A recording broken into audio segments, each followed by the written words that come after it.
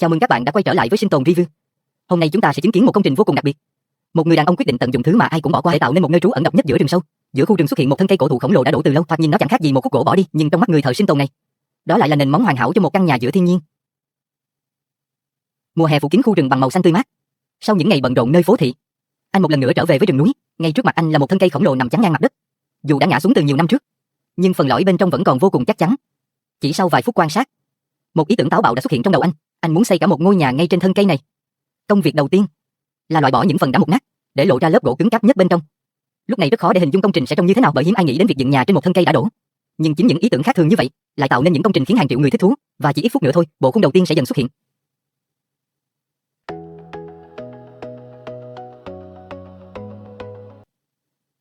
Để gia cố phần nền của công trình, anh tiếp tục tìm thêm một thân cây lớn khác trong rừng. Sau đó cắt thành một đoạn có kích thước phù hợp, dùng làm điểm tựa cho toàn bộ kết cấu phía trên. Bởi nơi trú ẩn này sẽ nằm hoàn toàn trên thân cây, nên độ ổn định là yếu tố quan trọng nhất. Mọi chi tiết đều phải được tính toán cẩn thận. Chiếc rìu quen thuộc lại tiếp tục hoạt động. Từng nhát chặt đều rất dứt khoát. Chẳng bao lâu sau, phần thân cây đã trở nên bằng phẳng, đủ rộng để trở thành nền sinh hoạt trong tương lai. Trong lúc tìm kiếm vật liệu xây dựng, anh phát hiện những quả dại chín đỏ dưới tán cây. Sau khi kiểm tra độ chín, anh thưởng thức ngay vài quả tại chỗ. Một chút năng lượng lúc này là vô cùng cần thiết, bởi khối lượng công việc phía trước vẫn còn rất lớn.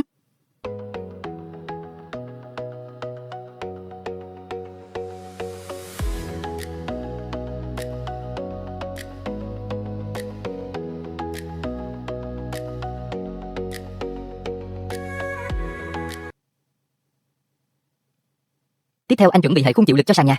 4 thân gỗ lớn được lựa chọn kỹ lưỡng để đảm bảo mặt sàn luôn cân bằng. Anh phải tạo các đảnh ghép trực tiếp trên thân cây, giúp các thanh đỡ ăn khớp hoàn toàn. Sau đó cố định bằng những chốt gỗ chắc chắn.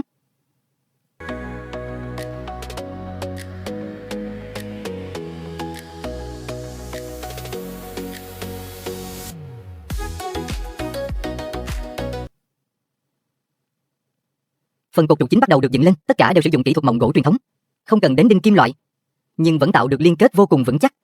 Và bộ khung đầu tiên của ngôi nhà cuối cùng cũng đã thành hình. Khi phần khung chính đã đứng vững, anh bắt đầu chuyển sang công đoạn làm mái. Từng đảnh ghép được gia công cẩn thận. Trước khi lắp các thanh chống hai bên, anh vẫn chưa thể vội vàng, bởi mọi chi tiết đều ảnh hưởng đến độ bền của công trình.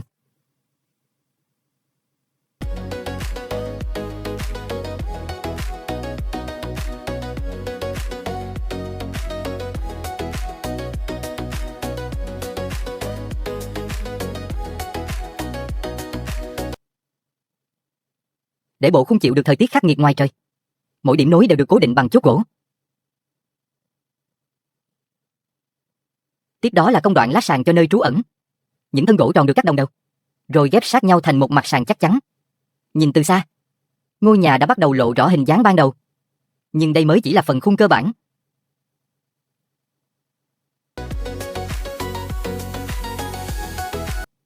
Vật liệu làm tường được lấy ngay trong khu rừng. Những cây tre được xử lý thành từng đoạn phù hợp, sau đó khoan lỗ và gia công để lắp ghép vào hệ khung đã chuẩn bị sẵn.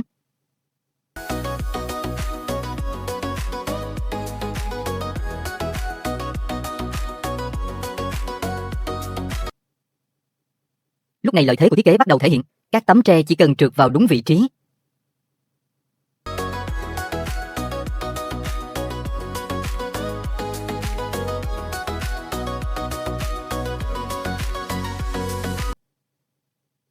Điều đáng chú ý là anh không xây tường một cách tùy tiện, mà đồng thời tính luôn vị trí cửa sổ.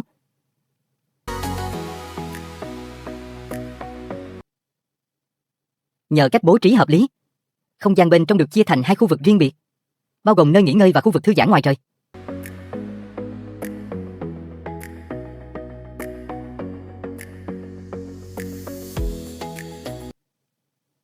Trong lúc tiếp tục tìm kiếm vật liệu, anh bất ngờ phát hiện một thân cây mục. Bên trong lại chứa một tổ ong hoang dã. Thay vì phá hủy toàn bộ tổ ong, anh dùng khói để xua đàn ong ra ngoài, sau đó chỉ lấy một phần mật cần thiết, vẫn giữ lại phần lớn tổ ong cho chúng tiếp tục sinh sống. Đây là cách khai thác khá thân thiện với tự nhiên, điều không phải người sinh tồn nào cũng làm được. Mang theo phần mật ong vừa thu hoạch, anh nhanh chóng quay về nơi trú ẩn, chỉ cần cắn một miếng nhỏ, lớp mật vàng óng đã tràn ngập khoang miệng. Nhưng anh không sử dụng hết số mật thu được, phần còn lại được giữ lại cẩn thận để pha thành một thức uống đặc biệt. Ngay giữa khu rừng yên tĩnh này, một ấm trà mật ong nóng hổi dần hoàn thành, kết hợp cùng những loại quả dại vừa hái được, tạo nên một bữa trà chiều khiến nhiều người phải ghen tị. Và sau khoảng thời gian nghỉ ngơi ngắn ngủi này,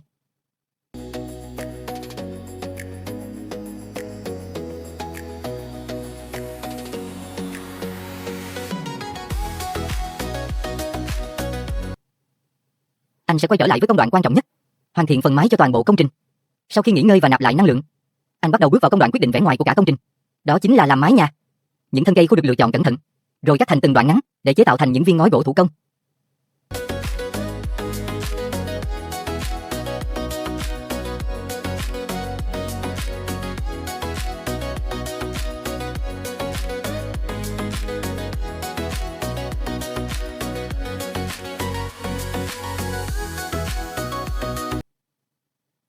Khi hệ xà gồ hoàn tất, công đoạn lập mái chính thức bắt đầu. Từng viên ngói được đặt từ thấp lên cao, xếp chồng lên nhau theo từng lớp, không chỉ đẹp mắt, mà còn giúp nước mưa dễ dàng thoát xuống dưới.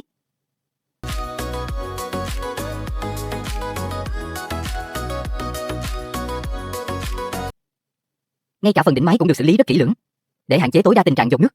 Lúc này, ngôi nhà trên thân cây đã gần như hoàn thiện, nhưng vẫn còn một việc quan trọng, đó là tạo lối đi lên xuống. Anh tận dụng chính thân cây bên dưới để làm thành các bậc thang tự nhiên, vừa chắc chắn vừa hài hòa với cảnh quan. Tiếp theo là hệ thống lan can bảo vệ. Những thanh gỗ được lắp ghép cẩn thận, tạo thành hàng rào chắc chắn quanh ban công, giúp việc sinh hoạt trên cao trở nên an toàn hơn, đồng thời tăng thêm vẻ đẹp cho công trình. Dù được xây dựng hoàn toàn giữa rừng sâu, nhưng mọi chi tiết đều được chăm chút rất tỉ mỉ. Ngay cả cánh cửa cũng được làm từ những thanh tre mảnh, liên kết với nhau bằng dây thừng. Đơn giản nhưng hiệu quả, và hoàn toàn phù hợp với phong cách sinh tồn tự nhiên.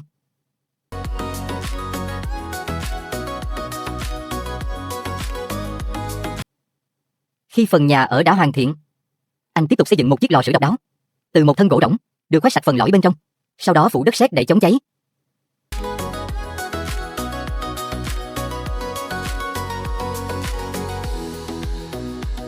Khi mọi thứ đã sẵn sàng, đã đến lúc tự thưởng cho mình một bữa tối xứng đáng. Chiếc vỉ nướng được đặt lên bếp, những miếng sườn cùng cà tím được xếp ngay ngắn.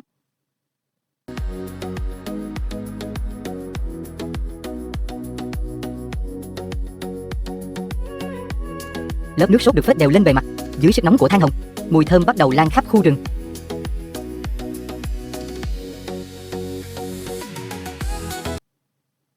Từng giọt mỡ chảy xuống than tạo nên âm thanh vô cùng hấp dẫn, và thành quả cuối cùng thật sự rất đáng mong đợi.